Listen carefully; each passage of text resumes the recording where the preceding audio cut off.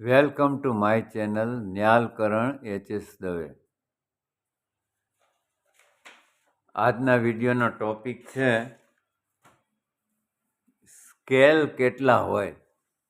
હવે મિત્રો, હાર્મોનિયમ વગાડતા હોય છતાં સ્કેલ કેટલા હોય એ ખબર ન હોય તો એ સારું ન કહેવાય. તો આપણે આજે સ્કેલ કેટલા હોય વિશે જાણીશું. સ્કેલમાં 5 કાળી અને 7 સફેદ. એક સપ્તકની અંદર 5 કાળી આવે, પહેલી, બીજી, ત્રીજી, ચોથી અને પાંચમી. અહીંથી પાછો સા શરૂ થઈ જાય એટલે આ સાથી ની સુધીમાં 5 કાળી આવી. પછી 7 સફેદ આવી. સા રે ગ મ પ ધ ની. અહીંથી પાછો સા શરૂ થઈ ગયો એટલે 7 સફેદ આવ્યા. તો 5 કાળી અને 7 સફેદ આ સ્કેલ થયો.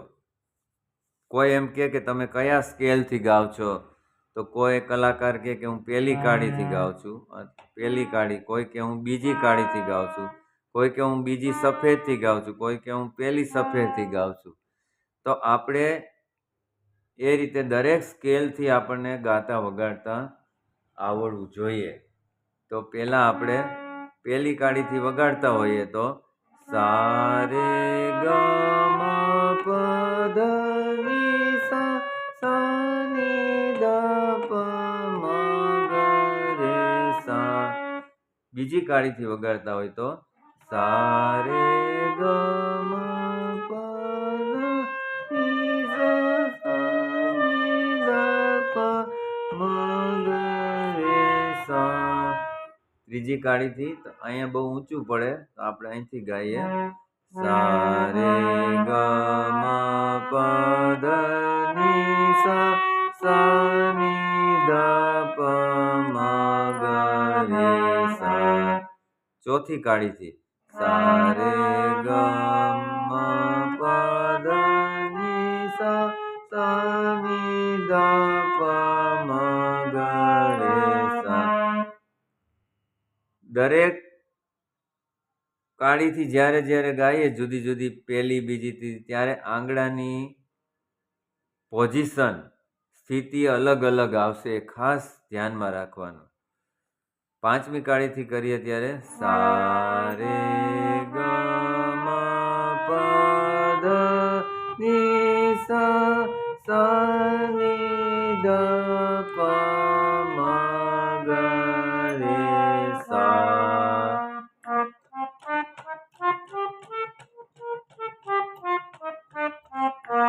આ શુદ્ધ સ્વરની પોઝિશન બતાવી. કોમળ સ્વરમાં પાછી પરિસ્થિતિ બદલાઈ જાય. ધારો કે ચોથી કાળીથી ગાઈએ ત્યારે શુદ્ધ સ્વરમાં સા રે ગ મ પ ધ ની સા ની ધ પ મ ગ રે સા.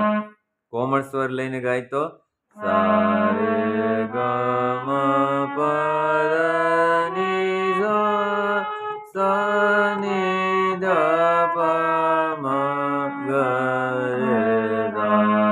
સા રે ગ મ ગ મ પ મ બ ધ ની સા ની ધ પ ધ પ મ ગ રે સા.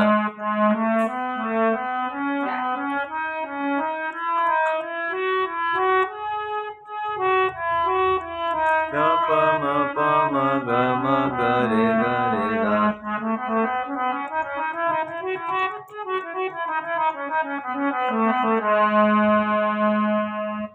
બરોબર. આવી રીતે અલગ અલગ સ્કેલની તમને માહિતી આપી. તો તમને 12 સ્કેલથી 10 થાટમાં ગાતા વગાડતા આવડવું જોઈએ. તો પહેલાં આપણે બિલાવલથી શરૂઆત કરો તો બિલાવલમાં બધા સ્વરો શુદ્ધ આવે છે. તો પહેલાં 1 મહિનો બિલાવલની પ્રેક્ટિસ કરો, બિલાવલ થાટમાં શુદ્ધ સ્વરો. પછી કલ્યાણ થાટ લ્યો તો એમાં તીવ્ર મધ્યમ આવે, બાકીના સ્વરો શુદ્ધ આવે. પછી ખમાજ થાટ લ્યો તો એમાં ની કોમળ આવશે, આરોમાં શુદ્ધની, અવરોમાં કોમળની. એવી રીતે ભૈરવી થાટ તો રેગધની કોમળ, આશાવરી થાટ, તોડી થાટ, મારવા, પૂર્વી થાટ, ભૈરવ.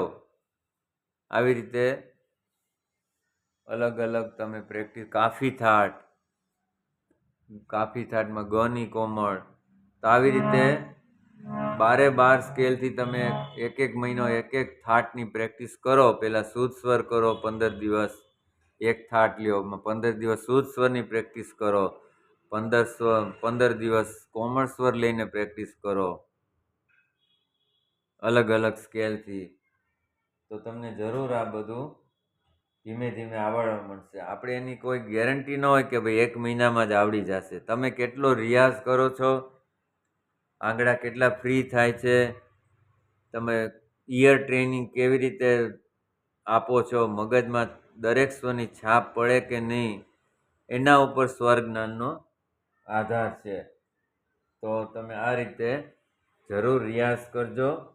અને મારી ચેનલ ઉપર પ્રથમવાર આવ્યા હો તો જરૂર સબસ્ક્રાઈબ કરજો. વિડીયો પસંદ પડે તો લાઈક કરજો, શેર કરજો. જય સ્વામિનારાયણ, જય શ્રી કૃષ્ણ, જય શ્રી રામ.